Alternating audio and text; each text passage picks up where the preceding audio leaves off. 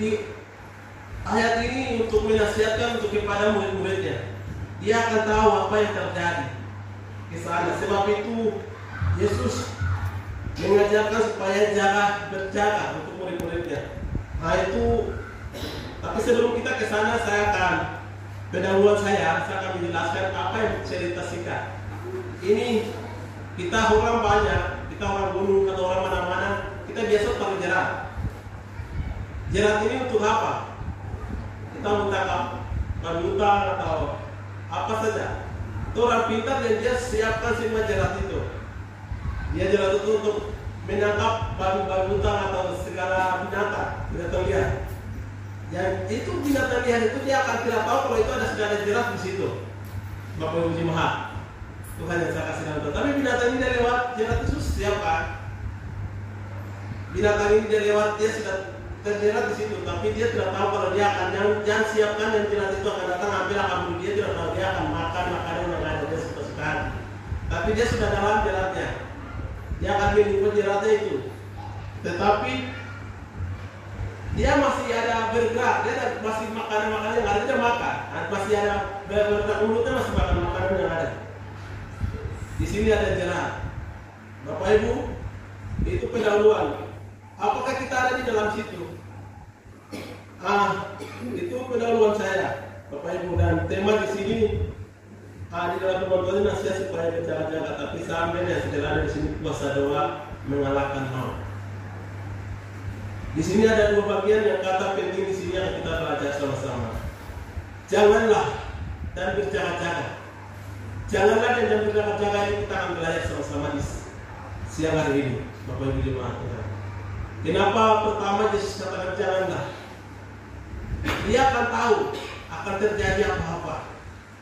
Dia punya murid-murid pengikut Yesus ini akan terjadi, dia akan menghadapi sana, dia akan tahu.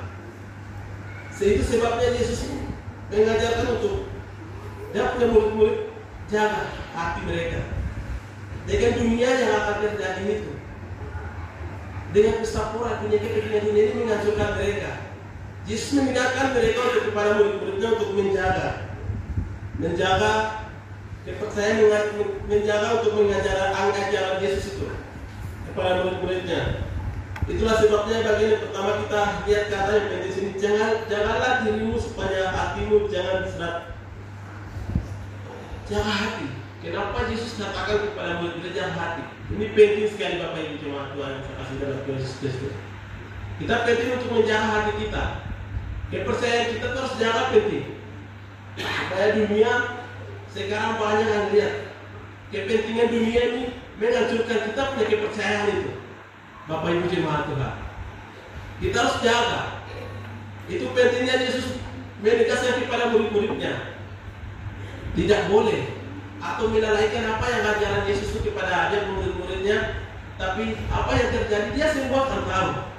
Dia demi pelayanan, semua pelayanan ini akan terakhir untuk dia tahu akan ditangkap, dia akan tahu dibunuh, tapi dia menjelaskan untuk menguatkan dia punya murid-muridnya. Kalimat yang dikasihkan janganlah dirimu. Janganlah dirimu. Kita seperti apa dia mereka jaga. Itulah jaga. Kita pesta pora. Kita sekarang anak muda kita lihat sekarang keadaan mabuk. Akhirnya apa? Lewat. Mati. Kepentingan dunia. Kepentingan untuk nikmati sementara di dunia ini saja. Hal yang menghilangkan kita punya nyawa.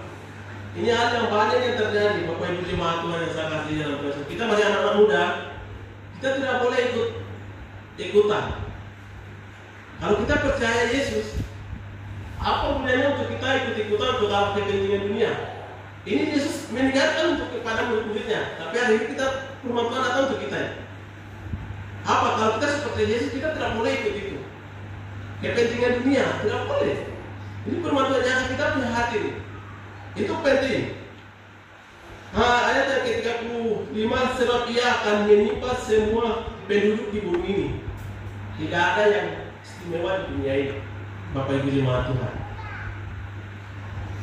Hanya yang istimewa hanya firman Tuhan.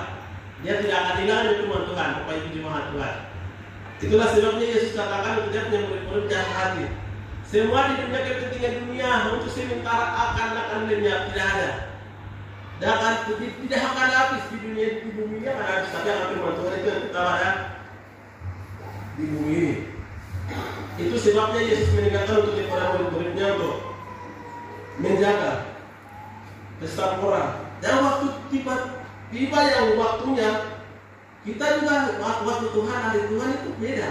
Dan kita juga mengundang hari Tuhan itu tiba-tiba jatuh ke hidup. Seperti yang tadi saya sampaikan. Orang yang membuat heran untuk menangkap sesuatu, itu tapi dia tidak tahu kalau ada itu, tapi binatang dia lewat. Seperti itu. Kalau Tuhan tidak izinkan itu, hal itu terjadi dalam hidup kita. Tapi kita sendiri yang minta. Waktu heran itu tiba untuk saat menyawa itu. Bukan orang lain yang bikin, tapi saya sendiri, Bapak Ibu Jemaat Tuhan sendiri yang berhal itu. Itu yang kita jaga bagaimana. Itulah sebabnya untuk kita tekun berdoa berjaga-jaga dalam Tuhan. Bagian yang pertama itu tadi kita jelaskan tadi. Jagalah dirimu. Pentingnya jagalah dirimu. Itu bagian yang pertama. Jaga itu penting. Segala sesuatu datang untuk menghancurkan kepercayaan saya. Jaga itu penting. Dan bagian yang kedua,